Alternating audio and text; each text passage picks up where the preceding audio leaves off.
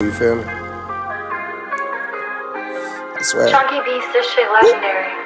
No, I mean it. They said I couldn't do it, now I Lamborghini. They said that not my hoe, and now I got a scheming. That bitch ain't got no top on and she in bikini. I told her fuck on all my friends, she said you really mean it. You know I care, you know I share, yeah, with all my heathens. You know she nasty, know she freaky, bitch catch all my semen. And I'm on go mode, I'm on go mode, I'm on go. She know I got money, baby, get anything that she want. Hard. Alright, so basically we're gonna do the breakdown, and like I said, it's a lot of gems. Learning about how I made this beat, how I started it, like everything about it is just, I feel like it's gonna be a lot of information. And this is my first video, so bear with me. But I kind of got a good idea how I'm gonna break this down. Alright, here we go. So the first sound is, I think this guitar. Okay, no, this is the up. That's not the first sound I want to let y'all hear. This is what I want to let y'all hear. It's a sound from Expand 2. It's a guitar, Strat Dynamic Y. That's the guitar I used. And the interesting part about this guitar is that at first it didn't have any like feel to it. It didn't have this kind of sound now that it has to it. I had to add a lot of stuff. Well, not even a lot of stuff. I just had to add the right things to it to make it sound how it sounds. So I'm gonna let you hear how that sounded without any effects on it. So it still wasn't a bad sound. Sound selection is important, making sure you just either go by what you feel or just already knowing like where you're going, like the direction you're going with the beat, but either one of those works. But really, like I said before I started the breakdown, the best thing to do is always have direction and always do everything intentional. So this is a good sound already. The sound selection was straight, so the guitar was already primed to be something dope. First thing I did was add hardcore. Hardcore is like a guitar pedal, VST. It's got a bunch of different things you can add to it. Equalizers, compressors, whole bunch of stuff. I think this was a preset that I scrolled through in the menu, and then I switched it up a little bit. I probably just messed around with some of the knobs. I don't know exactly what I did, but that made it like this. It's like you can hear, it's really sharp. It got a lot of high frequencies in it, kind of hurts your ears, so I put an EQ in it, softened it up. And then after that, to me, it kind of sounded a little dry, so I added Valhalla reverb. I didn't show you the EQ either. The EQ was just a regular EQ. That's stock with FL. So I added the reverb. It's not too crazy, like it ain't too strong enough, but you can hear it in the background when I do turn it on. It just gave it a little more body.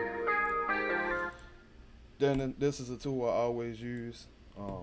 It's a stereo imager, so it kind of spreads out sound in the stereo field if you want sounds to sound like they're coming from the sides, from the front, from like any angle. So I kind of panned out the guitar a little bit, and I pretty much always put any percussion in the middle with this same tool.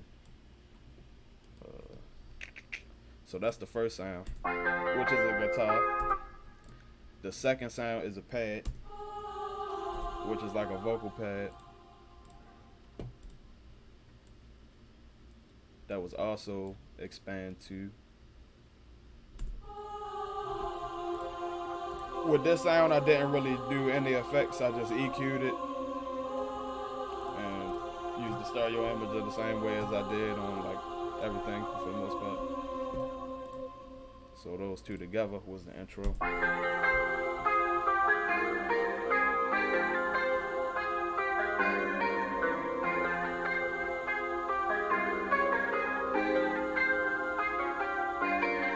And another thing I want to note, for my process of how I do things, one of the first things I did was I started with the bass notes. So usually I have like a keyboard, MIDI piano, and I'll just do some bass notes. So most likely what I did was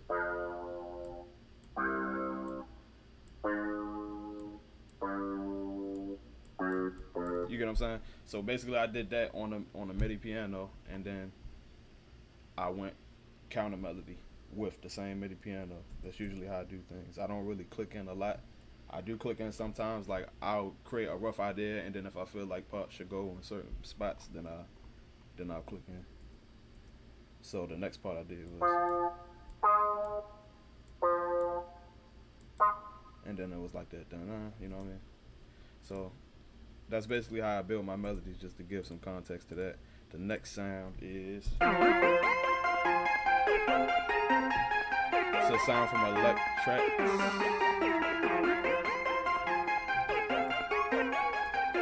It's an alt, and it's the same melody as the guitar, the lead guitar. I just copied it and opened up Electrax. Most likely pasted it into Electrax and then cycled through sounds, came across this. And I thought it was dope. The next thing I did was the hi-hats. So let's go to that. Simple, nothing crazy. That's another thing I want to emphasize on, is that I didn't do a lot of stuff to this beat. Like the only thing I even put a lot of effects on was that first guitar sound, and that I kind of feel like it needed it. So just only do stuff when you feel like you need it. Don't feel like you gotta cloud up a beat or do a whole lot to it to make it sound good. It's the same thing with the clap. It was simple, nothing crazy. Simple, simple, simple. EQ, like I said, all percussion besides the hi-hat. Hi-hats I panned out, as you can see here. I panned out the hi-hats all the way out in the stereo field, and then the claps, 808s, kicks, snares, any of those type of drums, they all go in the center. As you can see, it's a straight up and down line. You can, that's further out behind your ears, that's dead center. That simple EQ on it. Then we got the snare, same thing, middle of the stereo field, EQ. 808. Alright, see, this where it get a little saucy. This where y'all gotta pay attention, and y'all gotta be grateful that I'm dropping these gems. I'm putting this shit on YouTube for y'all to watch. So just want everybody to appreciate that I'm giving out my sauce. I'm showing y'all what I do. You feel what I'm saying? What I do is I EQ, as you can see. This was a little different. Usually I approach it to where I'll take out just a little bit of the bottom end of the frequency of the 808, just because sometimes, like, number one, you can't even hear frequencies that are that low, and number two, it'll make the whole mix muddy if you got too much going on in the low end. So I don't know, for whatever reason, I cut out a lot of low end on this beat, but it turned out good, because I guess the sample of the 808 that I used, the 808 sample, was already punchy as shit, so it worked. It still come through good on the low end, and also I used the R bass, which is a Waves plugin, and that basically is something that I use on almost all of my 808s, and it just gives the 808s like a different feel most of the time, and I feel like it help them punch through on the low end a lot better. A lot of high-level engineers and mastering engineers use this for 808s on a lot of songs that you hear. I can see why, because this shit definitely changes the feel of an 808. Like, if you look here, even the intensity is like, that's crazy as shit. Obviously, you don't want to go overboard with anything, but it was definitely dope to discover that plugin. Then I had a second snare, same thing, simple. And then I had the kick,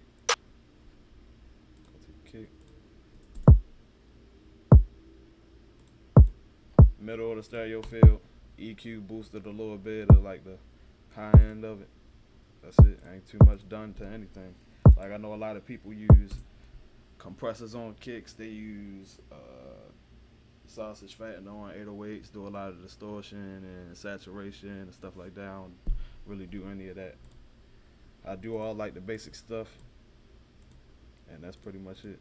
Then the open hat. Like I said, not a lot done to it. Everything's simple.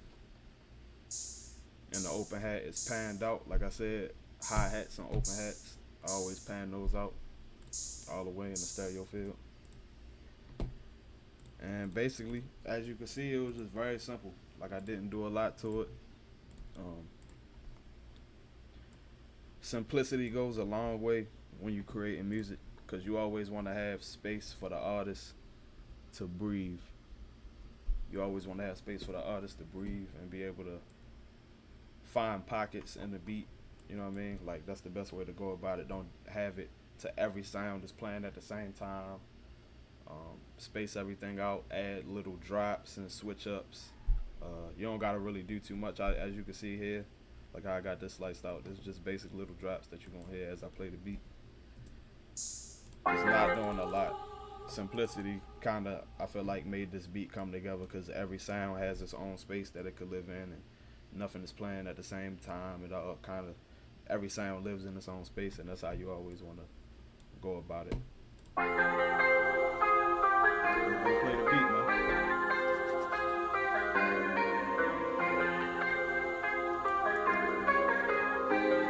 Chunky Beats, this shit legendary.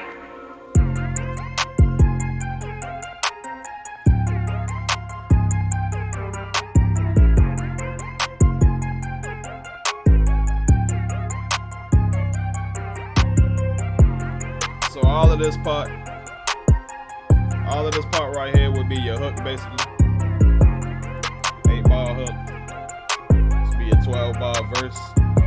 All of this stuff here is 12 bars. Intro of the verse. As you can see though, like I said, it's just a simple drop. All I did was just cut the end, let it drop. You know what I mean? Because it make that drop 1,000 times harder when everything stops for a second. You get what I'm saying? And then for that second, there's only one instrument playing, and all you can hear is the rapper talking.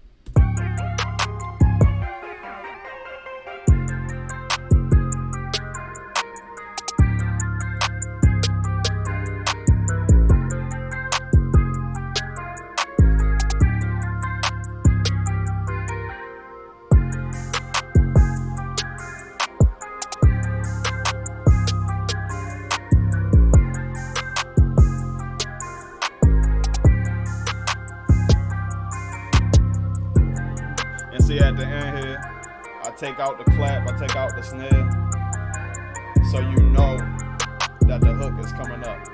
That's also something that I learned, is you always gotta put a part in your beat to where it switches, so the rapper knows, okay, this is where the hook is coming. Like, as you listen to the beat, you can know that something else is about to happen. Like, if you got the beat just playing with the same sounds just over and over and over, it's gonna be repetitive, and it's not gonna be interesting. It's not gonna feel like they don't know what to expect next. But the thing about that is people like to be able to predict what's coming in a song. That's one of the traits that labels use. That's one of the traits that producers use, and people who are very successful in the music industry use. They always want to make the listener feel like they know what's about to happen. So when the beat's coming in like this, and it's all of that going on, and then everything kind of just breaks down a little bit, it's like, all right, what's about to happen now? You get what I'm saying? So it makes you question it, but you know what's about to happen because the hook is coming. You get what I'm saying? Another drop. The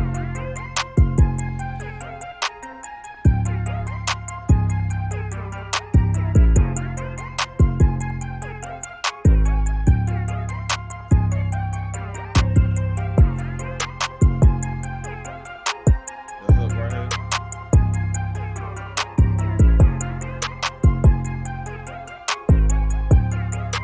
Drop. See what I'm saying? Just make it hit 1,000 times harder when there's a drop. So basically, that was a pretty simple breakdown of this beat. It really ain't too much to it. I ain't really do too much. It was very simple. The only thing that really had a lot of effects was the guitar, the lead guitar. Everything else was just simple. Sound selection, I feel like played a real big part in this beat. So just make sure that when you're making beats, if it already feels like you have to do a lot to it to make it sound good, as far as like when you are choosing the sound, just go to the next sound, because you're going to spend more time putting effects and trying to switch it all the way up and have time, but then add this and this and this and this to it to get an end result of where you could have just probably right-clicked 3 times and found a better sound. So if you ever feel like you're trying to do a little too much on one sound, just try another sound. That's usually how I do it. Yeah, like I said, that's pretty much it. The beat ain't really complicated. As far as the sequencing, just making sure you got drops. I want y'all to be able to take away some lessons from this. So I tried my best to explain it in a way that I was still dropping information. Alright, yeah, that's it. That's it, man. Simple beat. I ain't have a lot of stuff on it. I think that's important. Don't put a whole bunch of shit in your beats. You know what I'm saying? Hell yeah, man. Hey, I appreciate y'all for tuning in. That was the beat breakdown, man. I'm ready to put this video on YouTube. I appreciate y'all stopping by, watching this shit. I just started all this Twitch shit and getting the streaming set up and all that, so I'm still experimenting with this shit, trying to make sure, you know, I do it right for real. But we in there for the most part, you know. They said I couldn't do it, now I Lamborghini. They said that not my hoe, and now I got a scheming. That bitch ain't got no top on and she in bikini.